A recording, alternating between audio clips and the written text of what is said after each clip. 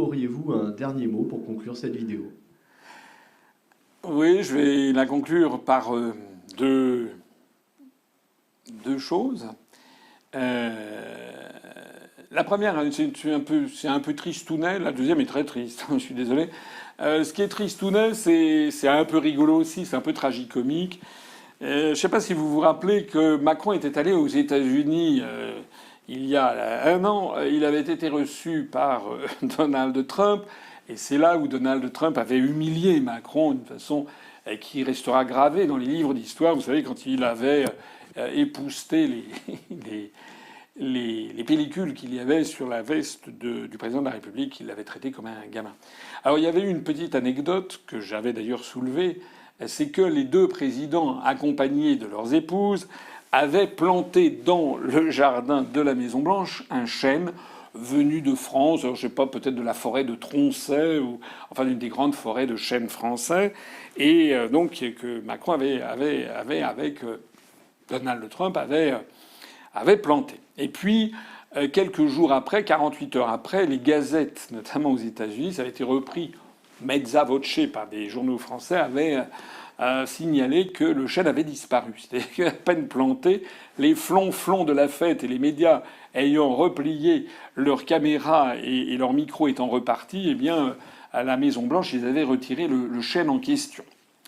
Paraît-il, on nous avait expliqué que le chêne n'avait pas subi les procédures traditionnelles douanières américaines concernant notamment la quarantaine en matière pour vérifier que le chêne n'était pas porteur de parasites ou je ne sais pas quoi. C'était l'excuse officielle qui avait été annoncée.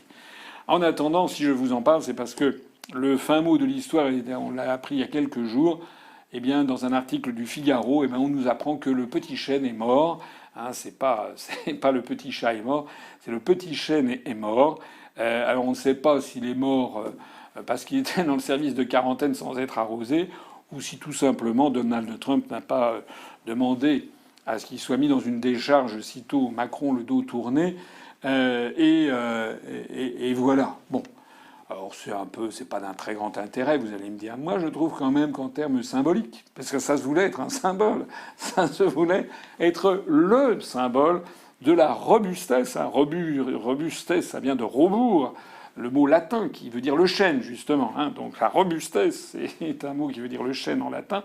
Eh bien, la robustesse des relations franco-américaines, bah, disons que la mort du chêne en particulier est quand même un peu triste, voilà. Et M. Macron se retrouve, si j'ose dire, comme un gland.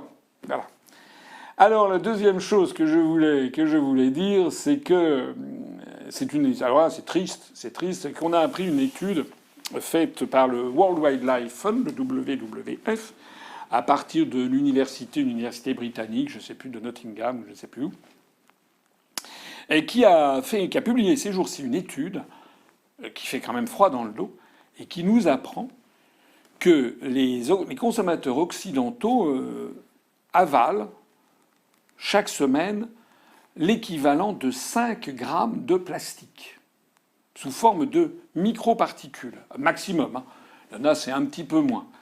Comment ça? Eh bien parce que lorsque vous buvez de l'eau qui est dans des bouteilles en plastique, eh bien, il y a des microparticules de plastique qui se dissolvent dans l'eau.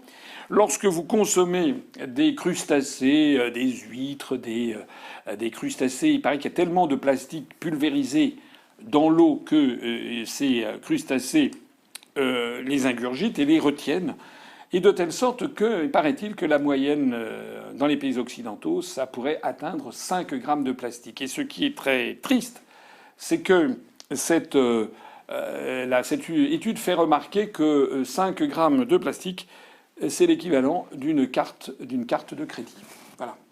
Alors là, c'est ma carte vitale. Eh ben ça, c'est manger ça toutes les semaines. Hein. C'est excellent pour la santé. Voilà. Alors bon, c'est horrible en fait. Hein. C'est horrible.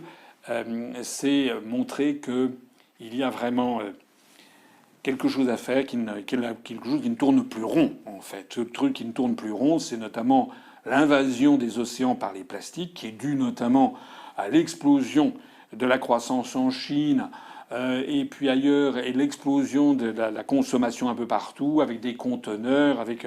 enfin bon, bref, c'est absolument dramatique. Vous savez qu'il y a un sixième continent, une espèce de vortex de produits de plastique qui tourne dans l'Atlantique, dans le Pacifique nord-est.